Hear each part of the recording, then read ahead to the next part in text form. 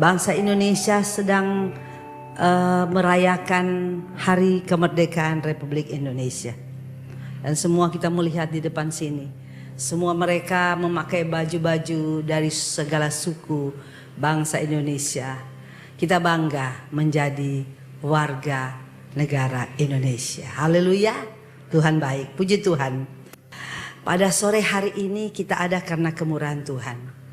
Setiap kita yang datang tentu kita rindu supaya semua kita diberkati. Amin. Dalam hidup ini, saudara, banyak hal yang kita anggap penting dalam hidup. Keluarga, pekerjaan, kesehatan, usaha, harta, masa depan, keberhasilan. Semua itu adalah hal yang penting dalam hidup kita. Sebab itu semua kita berdoa supaya Tuhan tolong keluarga saya, Tuhan tolong saya, supaya saya diberkati, saya diberi kesehatan, masa depan saya baik, saya berhasil, sukses, keluarga berhasil, anak-anak berhasil, anak-anak sukses. Itu baik, itu tidak salah. Saudara perlu berdoa kepada Tuhan supaya semua ini kita dapat miliki dalam kehidupan kita. Tapi menjadi satu pertanyaan penting dalam hidup kita. Dari semua yang penting yang ada dalam hidup saudara, coba saudara renungkan apa yang paling utama, apa yang jadi prioritas utama dalam kehidupan kita, yang terpenting yang ada dalam kehidupan kita. Coba kita renungkan. Apakah itu keluarga? Apakah itu kedudukan? Apakah itu harta? Apakah itu pekerjaan? Tentu kalau kita mau bertanya, semua menjawab, saya yang terpenting dalam hidup saya supaya Tuhan beri saya kesehatan. Itu nggak salah, itu baik. Saudara mungkin berkata, Tuhan, saya sudah sehat hari ini, tapi yang hari ini yang terpenting dalam hidup saya supaya keluargaku bahagia. Itu baik, tidak salah. Atau mungkin saudara sudah hidup merasa bahagia, saudara sudah sehat, tapi mungkin saudara berdoa, Tuhan, supaya Tuhan berikan saya ketenangan hidup. Itu baik, tidak masalah. Itu sangat baik.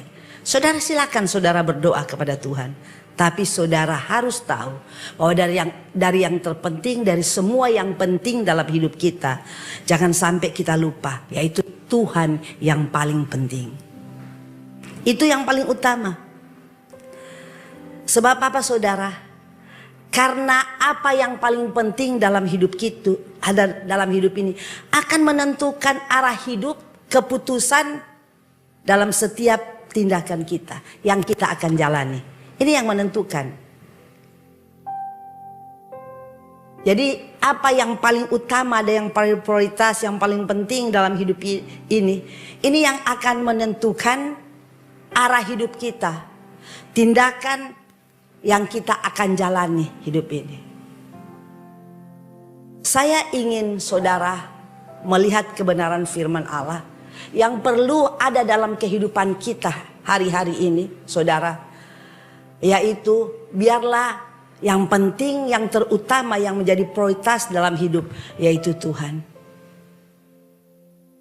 Kalau Tuhan menjadi yang utama, yang menjadi yang terpenting, menjadi prioritas hidup, menjadi dasar segala sesuatu, maka saya percaya hidup ini akan baik. Kenapa hidup tidak menjadi baik? Karena dia salah memprioritaskan hidup. Dia tidak mengerti bahwa yang penting dalam hidup, yang paling utama, yang jadi prioritas hidup adalah Tuhan. Karena kalau sudah kita memiliki Tuhan, kita punya segalanya. Kita salah, kita seringkali lupa. Sebenarnya kalau kita memiliki Tuhan dalam hidup ini, menjadi prioritas hidup adalah Tuhan, menjadi hal utama adalah Tuhan, maka hidup kita akan bahagia. Tuhan yang akan memimpin kita, Tuhan yang akan menolong kita. Dia adalah Tuhan yang pencipta langit dan bumi. Dia punya segalanya. Dia punya seisi dunia, dia punya surga. Jadi apa yang kita khawatirkan tentang hidup? Kalau kita punya dia, kita punya segalanya. Sebab itu kebenaran firman Allah berkata, di dalam Yohanes pasal 14 ayat yang ke-6 berkata. Yohanes 14 ayat 6 berkata, kita akan baca ayat ini bersama-sama.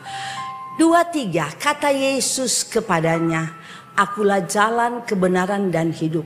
Tidak ada seorang pun datang kepada Bapa kalau tidak melalui aku. Yesus sendiri menyatakan dia adalah satu-satunya jalan, kebenaran dan hidup. Dan tidak ada seorang sampai kepada Bapa kalau tidak melalui aku. Dan semua ini sudah tahu. Saudara ada di tempat ini karena saudara tahu Yesus adalah jalan satu-satunya untuk menuju Bapa. Saudara sudah tahu bahwa keselamatan hanya di dalam Yesus. Semua tahu. Tidak mungkin saudara di tempat ini saudara nggak tahu bahwa saudara keselamatan ada di dalam Yesus dan Yesus adalah juru selamat kita. Semua pasti tahu. Tapi sebagai manusia seringkali kita lupa. Sebab itu kita perlu sebagai anak Tuhan, walaupun kita tahu kita perlu selalu diingatkan oleh kebenaran firman Allah. Kita perlu selalu diingatkan. Supaya apa? Supaya kita tidak lupa. Yesus bukan hanya menunjukkan jalan, tapi Yesus itu jalan itu sendiri. Jadi bukan hanya menunjukkan jalan, tapi dialah jalan itu sendiri. Dialah kebenaran itu sendiri. Dia itu kebenaran. Sebab itu sebagai orang percaya, kalau dia adalah kebenaran itu sendiri, dialah kebenaran, kita harus taruh Yesus menjadi prioritas utama dalam hidup ini. Kita harus taruh dia di tempat yang terutama, yang pertama, yang utama di dalam hidup kita. Sebab apa? Jika Yesus menjadi prioritas hidup, maka hidup kita punya arah yang jelas. Seringkali kita sudah jadi anak Tuhan tapi arah hidup kita nggak jelas. Kita nggak tahu kita jalan kemana, kita sudah nggak tahu kita ada di mana. Tapi kalau Yesus menjadi prioritas hidup, maka kita punya arah hidup yang jelas. Kita punya jalan hidup yang jelas.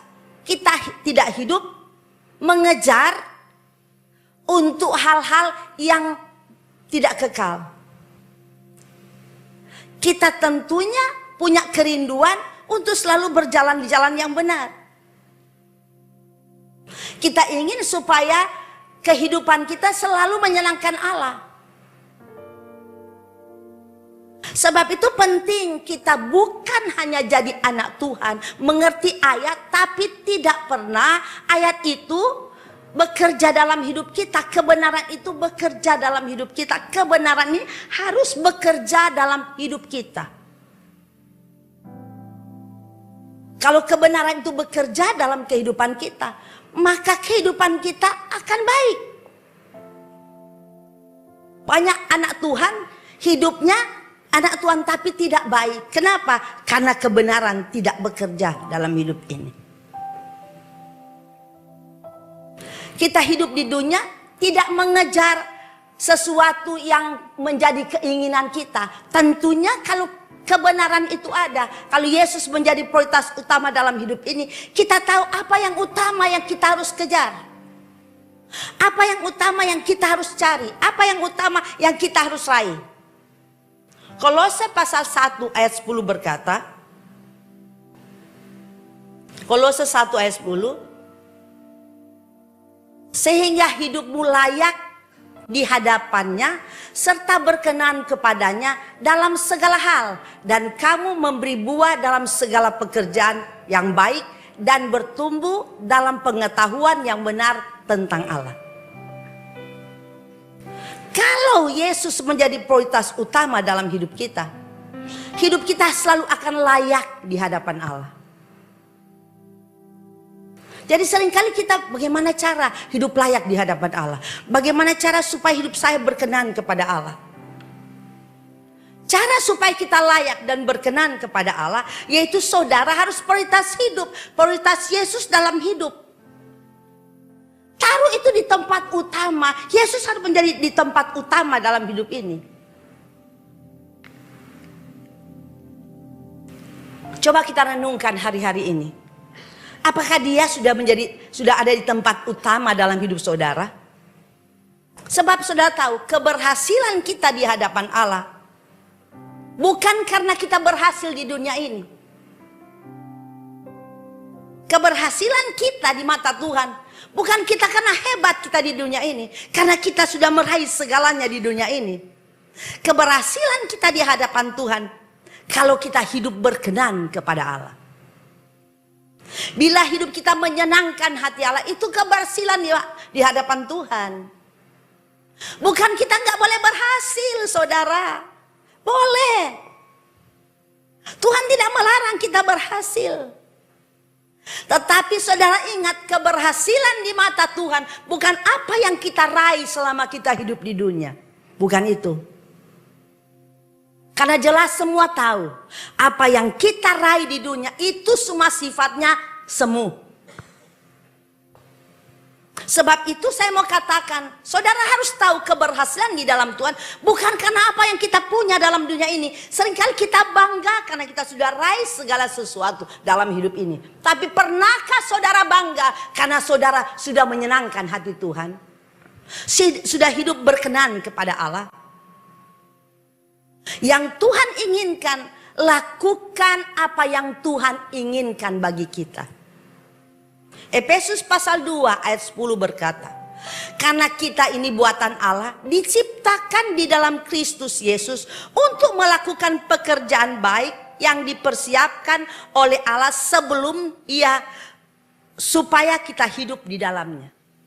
Karena kita ini buatan Allah, diciptakan dalam Kristus Yesus untuk melakukan pekerjaan baik yang dipersiapkan Allah sebelumnya. Ia mau supaya kita hidup di dalamnya.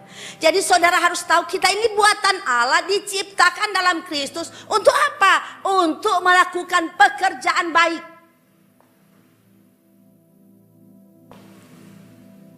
Untuk melakukan pekerjaan baik. Coba saudara renungkan, pekerjaan baik itu seperti apa? Banyak yang baik. Saudara menolong orang itu baik. Saudara datang ke gereja itu baik. Saudara berdoa itu baik. Semua baik. Dan Tuhan ingin supaya kebaikan itu bukan hanya sebatas apa yang kita tahu. Tapi Tuhan mau supaya kebaikan Allah itu benar-benar seluruhnya terjadi dalam hidup kita, sepenuhnya ada dalam hidup kita.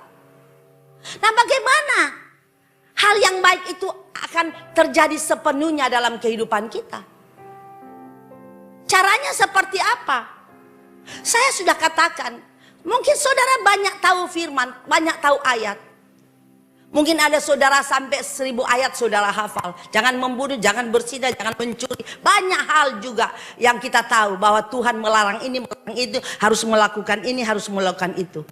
Tapi saudara, kita ini terbatas. Seringkali kita ingat satu, kita lupa yang lain. Kita ingat satu, kita lupa yang lain. Tapi saya mau katakan, kalau Yesus sepenuhnya ada dalam hidup kita, maka semua kebenaran pasti kita ingat. Kalau dia sepenuhnya ada dalam kita, maka kita tidak akan lupa kebenaran itu. Semua kebenaran kita akan ingat karena dia ada dalam hidup. Dia yang mengendalikan hidup. Sebab itu Paulus katakan, hidupku bukan aku lagi, tapi Kristus yang hidup dalam aku. Kenapa? Siapa Paulus? Dia adalah seorang yang jahat sebelum dia bertemu dengan Yesus.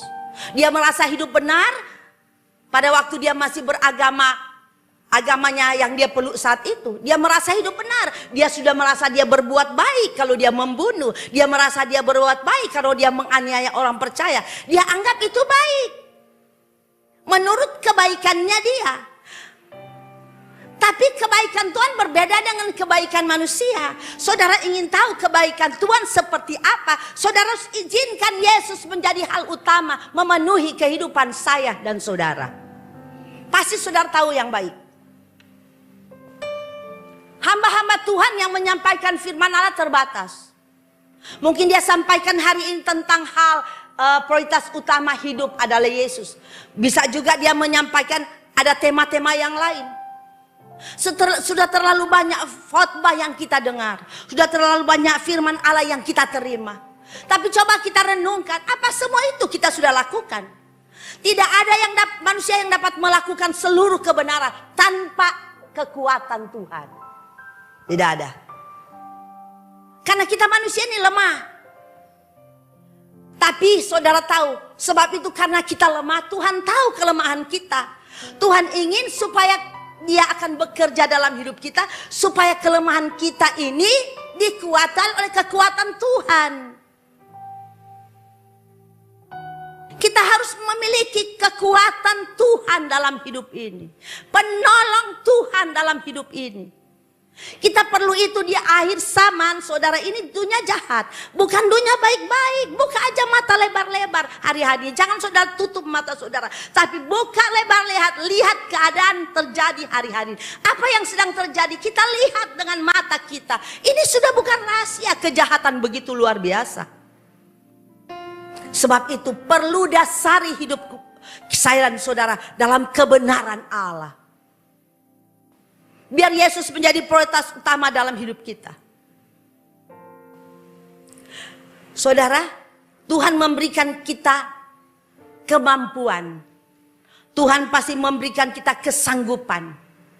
Tuhan tidak biarkan kita jalan sendiri untuk melakukan firman. Kalau ada di antara saudara yang seringkali berkata, saya tidak mampu melakukan hal ini, saya lemah, saya sering gagal. Hari ini saya mungkin berhasil, besok bisa gagal. Saya gagal, saya belum bisa melakukan seluruh kebenaran firman Allah.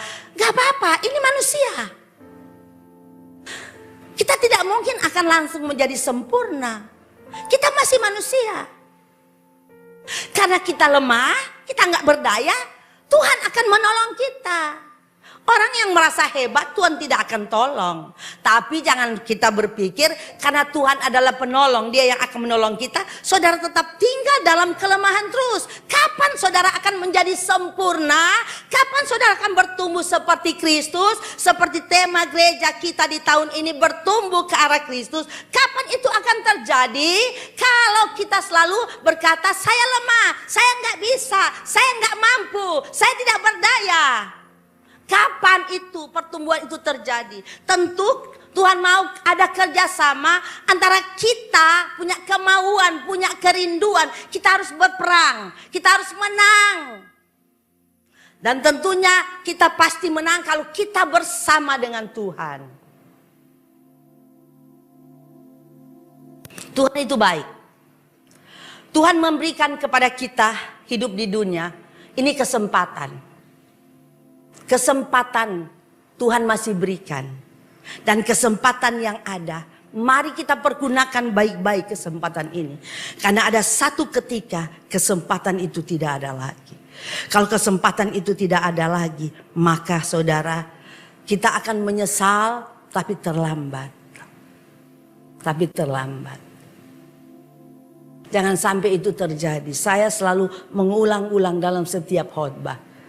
Karena tentunya bukan saya yang merindukan hal ini. Tuhan merindukan saya juga. Tuhan merindukan umat Tuhan yang ada.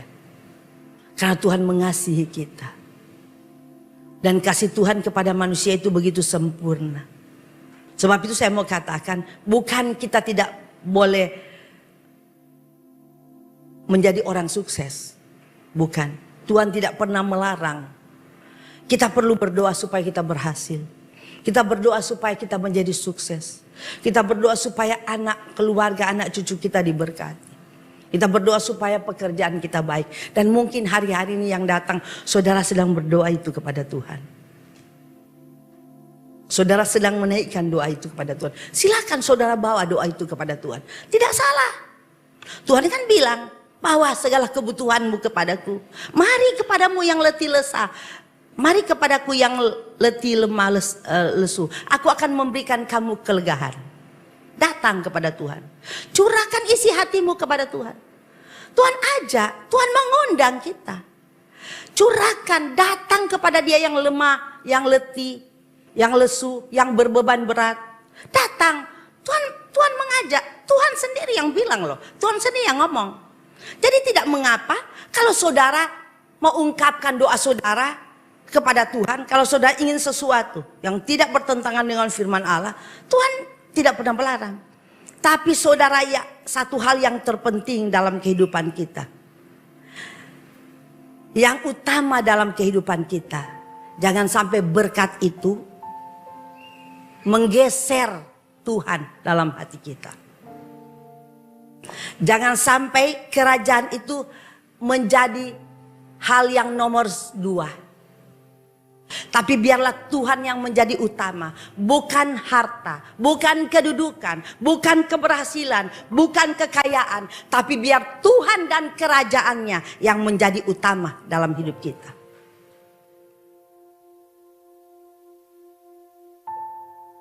Kita boleh memiliki segalanya. Tuhan tidak pernah melarang kita menjadi kaya. Orang-orang imam-imam, para tokoh-tokoh iman pada waktu itu, mereka adalah orang-orang yang berhasil semuanya. Saudara melihat Abraham, orang berhasil. Dia punya segalanya. Para tokoh-tokoh iman semua orang mereka adalah orang-orang berhasil. Jadi saudara, bukan berarti kalau jadi orang kaya itu berdosa. Tidak.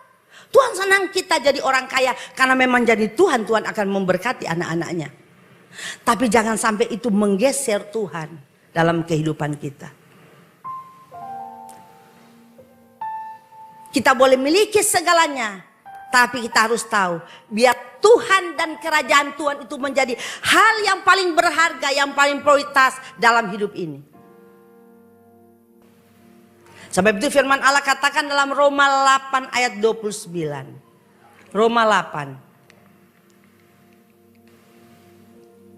Sebab semua orang yang dipilihnya dari semula, mereka juga ditentukan dari semula untuk menjadi serupa dengan gambar anaknya, supaya ia, anaknya itu, menjadi yang sulung di antara banyak saudara. Supaya orang yang dipilih, semua orang yang dipilih dari semua, mereka juga ditentukan dari semula untuk menjadi serupa dengan Dia. Yang Tuhan inginkan kita memiliki kehidupan karakter yang sama seperti Kristus. Hal yang kedua, kalau saudara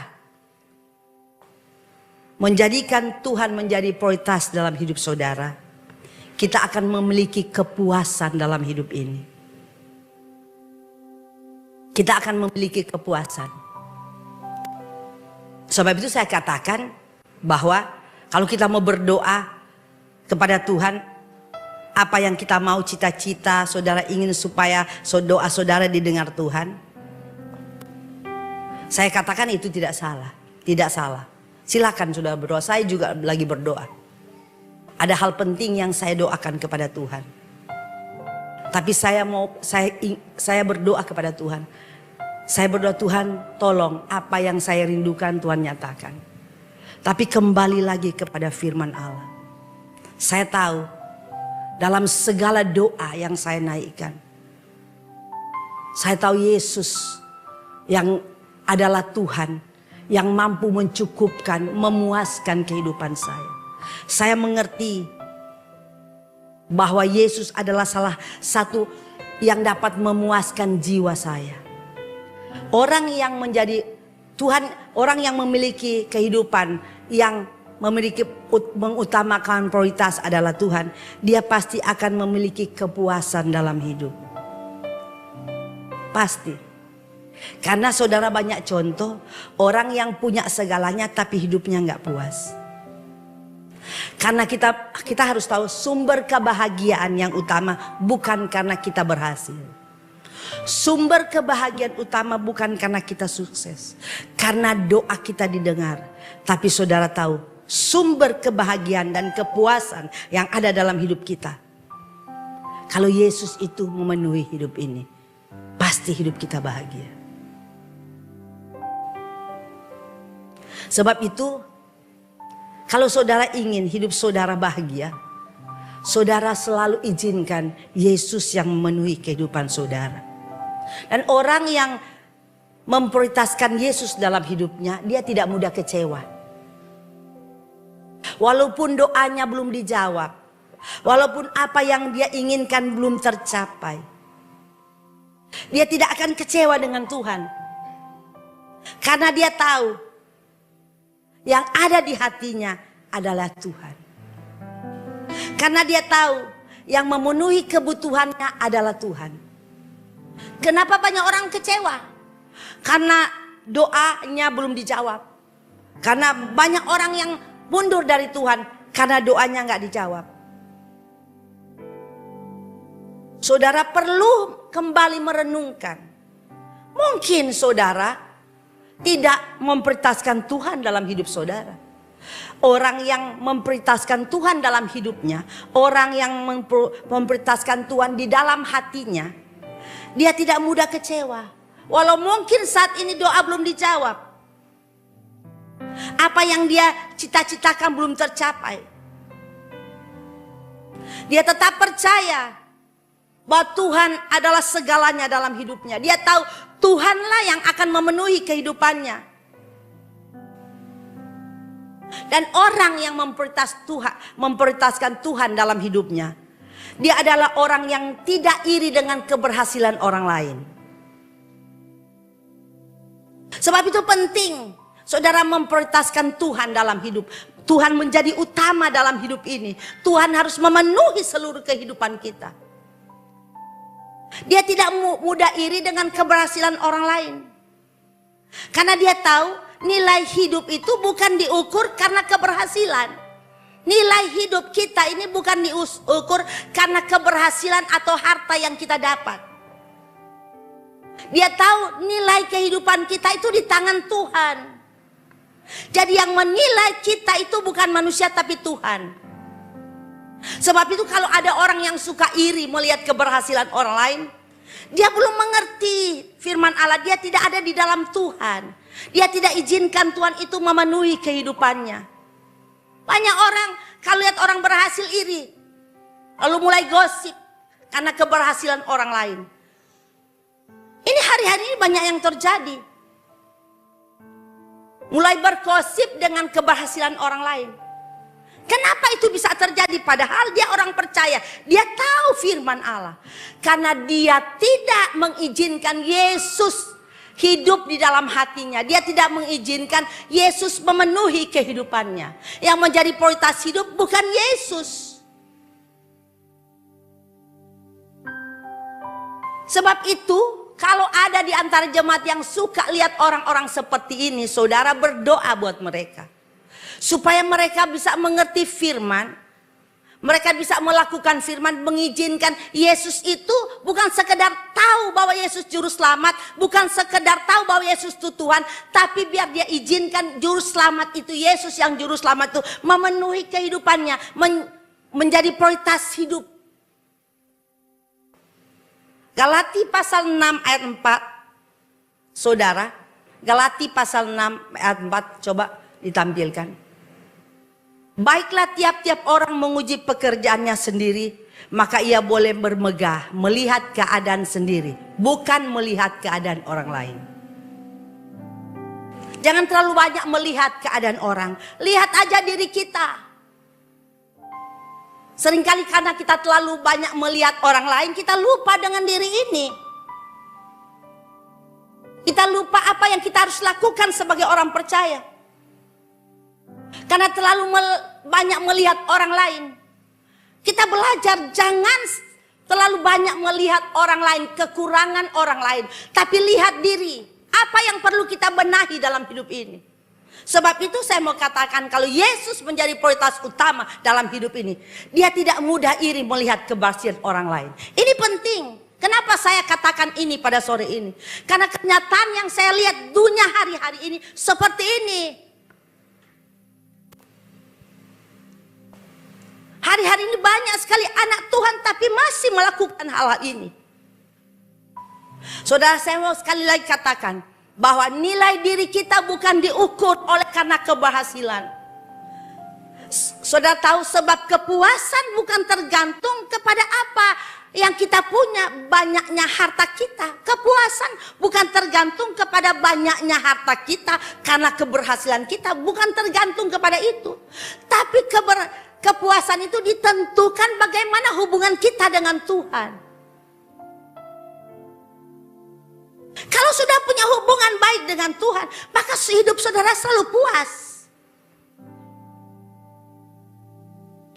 Pasti hidup ini akan selalu merasa puas, walaupun mungkin hidup saudara pas-pas secara jasmani, tidak seperti yang lain luar biasa. Mungkin secara jasmani pas-pasan, tapi hidup akan merasa puas dan penuh sukacita.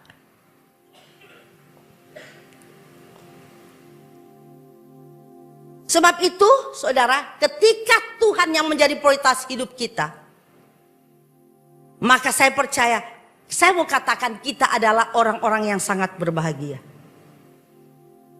Bukan harta, bukan kedudukan, bukan pangkat, bukan keberhasilan yang membuat kita bahagia. Jangan sampai nilai hidup kita tentukan dengan apa yang kita miliki di dunia. Tapi saya mau katakan, nilai hidup semua ditentukan oleh Tuhan sendiri. Orang bisa melihat kita hebat dan berhasil. Apa arti orang mengatakan kita hebat berhasil, tapi di mata Tuhan kita bukan apa-apa, kita tidak berhasil. Hal yang ketiga, orang yang memprioritaskan Tuhan dalam hidupnya, dia tidak diperbudak oleh harta. Dia tidak diperbudak oleh harta. Karena dia tahu harta yang berharga yang paling penting adalah Tuhan. Harta bukan menjadi tuan, tapi dia menjadi tuan atas harta. Saudara bisa berhasil, tapi jangan sampai harta keberhasilan itu menjadi tuan yang mengendalikan kita. Biarlah keberhasilan yang Tuhan berikan, kita kendalikan harta dan keberhasilan itu. Kita harus jadi tuan atas keberhasilan, harus jadi tuan atas harta yang Tuhan berikan. Kalau tidak, harta ini akan membinasakan kita. Kalau tidak, harta ini yang akan menghancurkan kehidupan kita. Sebab itu hari-hari ini, uang itu bukan sebagai ukuran saudara, tapi yang menjadi ukuran kita, apakah kita punya hubungan baik dengan Tuhan. Jangan sampai kita korbankan Tuhan cuma hal-hal yang dunia ini, yang sementara ini. Jangan sampai itu terjadi. Kita korbankan Tuhan karena harta, karena kedudukan, karena apa yang kita dapatkan hari-hari ini. Kita harus sadar, harta itu cuma titipan Tuhan. Tujuan akhir kita itu bukan harta, tapi tujuan akhir kita orang percaya. Kita akan ketemu dengan Tuhan, Raja di atas segala raja. Kita akan bertemu dengan Dia. Itu menjadi tujuan akhir kita. Sebab itu kalau ada sore hari ini, saudara berdoa dan belum diberkati, jangan dulu kecewa dengan Tuhan. Jangan kecewa. Soalnya saya melihat banyak orang yang sudah berdoa, tapi rasanya saya aja melihat, rasa aduh Tuhan kok doanya gak dijawab-jawab. Saya aja, apalagi dia yang mengalaminya. Tapi saya mau katakan, jangan dulu kecewa dengan Tuhan, karena Tuhan tidak pernah mengecewakan kita. Tetap saudara mau setia kepada Tuhan. Tetap saudara harus menjadi prioritas utama dalam hidup adalah Tuhan. Jangan sampai saudara kecewa karena doamu belum dijawab, karena apa yang menjadi permohonanmu belum, cita-citamu belum tercapai. Sore ini saya ingin ingatkan kepada kita semua, tetap terus di dalam Tuhan. Orang yang menjadi prioritas, Yesus menjadi prioritas utama dalam hidup, dia akan selalu punya hati yang bersyukur. Hidup dalam ucapan syukur. Selalu ada ucapan syukur dalam hidupnya. Walaupun dia dalam kekurangan.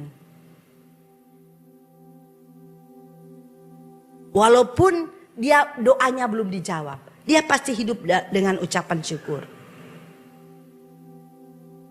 Bagaimana kita dapat bersyukur? Kalau Yesus menjadi prioritas hidup, kita bisa melakukan semua itu. Paulus katakan, di mana dia mencukupkan diri dalam segala keadaan. Baik dia senang, baik dia susah, Yesus sudah cukup baginya. Kelihatan orang yang memprioritaskan Tuhan dalam hidupnya, dia selalu hidup dengan ucapan syukur. Karena dia tahu apa? Saudara tahu bahwa dia tahu yang ada dalam hatinya adalah Tuhan. Yang dia miliki, yang paling berharga dalam hidupnya adalah Tuhan. Kita harus tahu segala sesuatu pemberian Tuhan itu Tuhan paling mengerti akan memberikan kepada kita seberapa Tuhan tahu.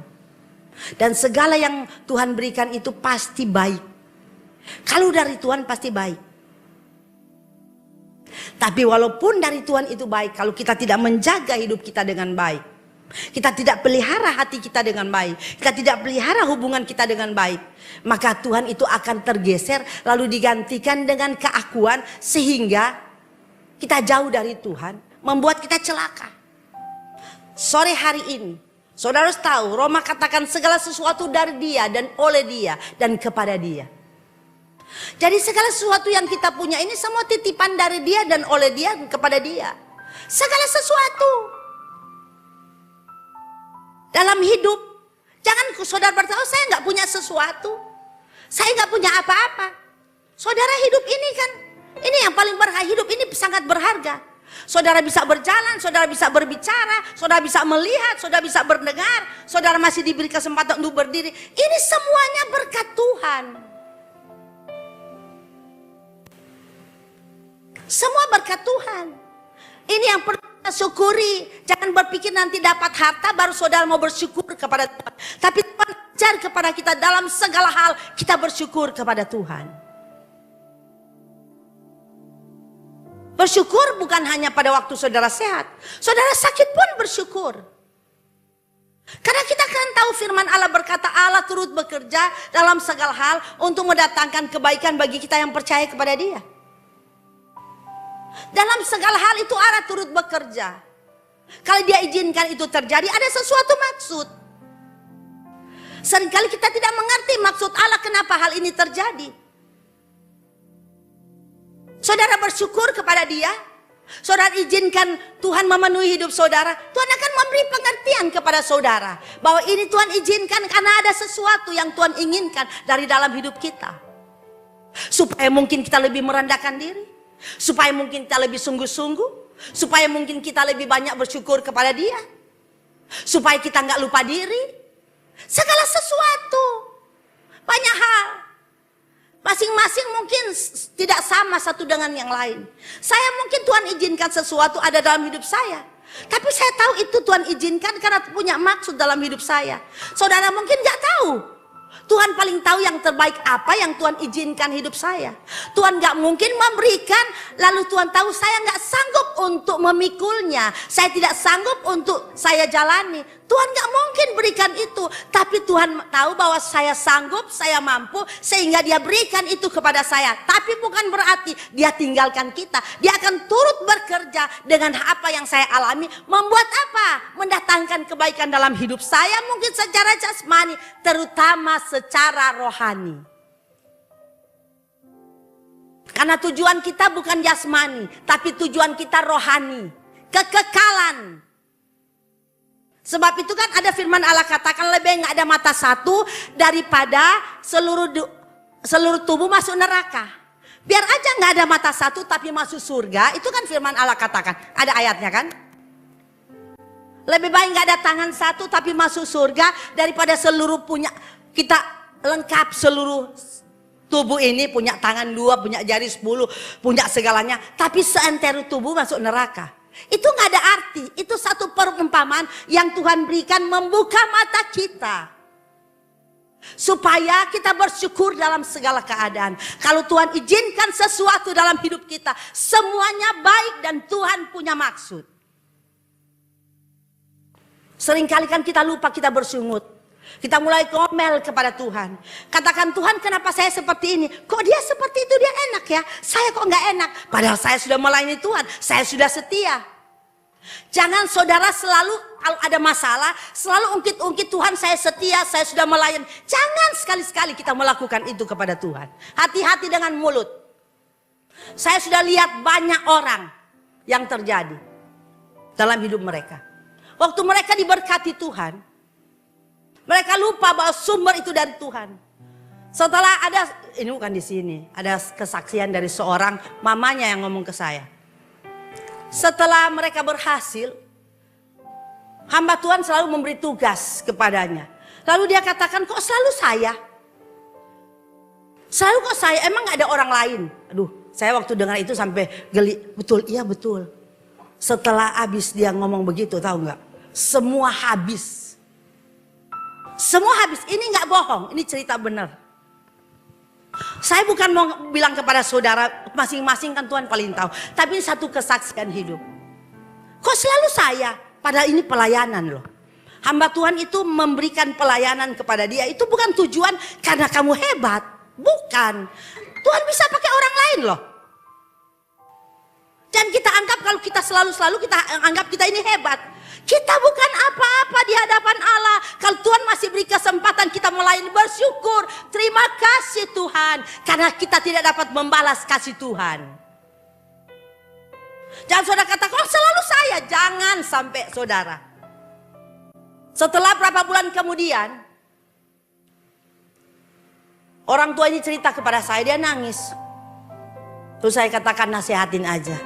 Supaya jangan berbuat lagi. Mungkin Tuhan izinkan, tapi Tuhan mau berkati kok mereka. Kalau mereka balik kepada Tuhan, Tuhan pasti akan berkati. Kok selalu saya? Lalu mereka nggak mau lagi. Sebagai hamba Tuhan mungkin dia mungkin merasa sedih. Karena dia pikir, karena dia sudah berhasil selalu tunjuk dia terus. Dia pikir tuh pendeta mungkin karena dia berhasil tunjuk dia terus. Padahal bukan, motivasi pendeta bukan seperti itu. Motivasi hamba Tuhan benar. Karena ingin supaya semua jemaat terlibat dalam pelayanan Tuhan. Sebab itu jemaat Tuhan yang ada sore ini. Dalam segala hal. Kalau Tuhan masih beri kita kesehatan. Tuhan masih beri kekuatan. Tuhan masih memberkati kita. Tuhan masih beri kita napas. Sampai kapan kita katakan Tuhan, sampai kapan Tuhan pakai hidup saya. Siapa, katakan Tuhan, siapa yang engkau akan utus? Utus saya Tuhan. Betapa luar biasanya kalau ada jemaat yang berkatakan, Tuhan pakai hidup saya. Apapun saya ingin kerja buat engkau. Kami di sekolah Alkitab selalu nyanyi mana-mana Tuhan panggil. Kalimantan, Irian Jaya. Selalu Kalimantan, Irian Jaya. Karena pada waktu dulu itu Irian Jaya dan Kalimantan itu daerah paling minus. Orang paling takut ke sana. Jarang ke Jakarta, jarang. Kalimantan, Irian Jaya. Karena di Kalimantan waktu zaman saya sekolah dulu, di Kalimantan itu hamba-hamba Tuhan tuh hidupnya sangat menderita, minus. Tapi mereka yang mulai di sana tuh luar biasa kalau bisa bertahan sampai hari ini. Saya waktu pertama kali masuk sekolah Alkitab, saya katakan Tuhan di mana aja saya mau. Mau di Kalimantan, mau di Irian, gak apa-apa Tuhan. Karena saya sudah serahkan hidup saya sepenuhnya untuk Tuhan. Saya gak pernah pilih, di Jakarta Tuhan, di Surabaya Tuhan, gak. Tuhan paling tahu yang terbaik. Walaupun saya minta Kalimantan, saya minta di hutan. Tuhan tahu sok-sok minta hutan, kamu gak mampu di hutan. Tuhan kan tahu. Kan seringkali karena cinta mula-mula di hutan aja Tuhan, di hutan, di pohon juga nggak apa-apa. Biar aja di atas pohon nggak apa-apa. Biasanya kalau lagi menggebu-gebu keluar sekolah Alkitab begitu. Setelah 1 bulan di hutan sudah langsung pulang. Dengar-dengar mana sekarang? Udah nggak melayani, nggak kuat. Jadi nggak usahlah, terserahlah Tuhan. Mau di Kalimantan, mau di Irian Jaya, di atas pohon, di bawah jurang, terserah Tuhan. Tuhan yang tempatkan itu yang terbaik. Karena Tuhan tahu siapa kita, kemampuan kita, dan Tuhan tahu apa yang Tuhan akan berikan kepada kita yang terbaik. Dan sampai hari ini saya ada di sini, saya tidak pilih tempat ini. Saya tidak pernah pilih. Tapi Tuhan akan bawa. Dan sudah tahu saya melayani di sini bukan senang, saya menderita luar biasa melayani rumput. Banyak sekali mereka menyaksikan. Saya tidak senang seperti sekarang. Saya tabur begitu banyak air mata. Tapi setiap air mata yang tabur nggak pernah sia-sia. Tuhan taruh di Bokor. Dan Tuhan akan balikkan semua itu. Dan tiba saatnya akan menuai. Sebab saya katakan kepada hamba-hamba Tuhan yang melayani, bertahan. Walaupun di Kalimantan Barat, di Kalimantan mana, di pelosok manapun, bertahan. Kalau Tuhan sudah tempatkan, Tuhan mau pakai di situ untuk memenangkan jiwa. Kalau semua sudah di kota, bagaimana tuh jiwa-jiwa yang ada di desa sana, di pelosok sana? Siapa yang akan memberitakan Injil kepada mereka? Tentu Tuhan akan utus. Sebab itu kalau ada hamba Tuhan bertahan di pelosok, itu luar biasa. Kita salut mereka. Tapi saya tahu itu pilihan Tuhan. Bukan karena mereka hebat, tapi pilihan Tuhan. Tuhan sudah tentukan mereka untuk mulai di sana. Sebab itu jemaat Tuhan yang ada hari-hari ini, lebih setialah kepada Tuhan. Hari-hari ini lebih sungguh-sungguhlah kepada Tuhan. Biar Tuhan menjadi prioritas utama dalam hidup kita. Jangan sampai kita mengejar dunia, kita kehilangan Tuhan. Sebab itu firman Allah katakan, apa untungnya kita memiliki seluruh dunia tapi jiwa binasa. Kan firman Allah ada kan itu? Enggak ada? Ada apa enggak? Ada. Ayatnya mana? Matius 3 ayat berapa ya? Tolong, ada enggak? Markus 8 ayat yang ke-36 ya. Apa gunanya memiliki seentero dunia kalau jiwa binasa? Markus 8 ayat 36 mungkin ya. Apa gunanya seorang memperoleh seluruh dunia tapi ia kehilangan nyawa? Apa guna? Gak ada guna.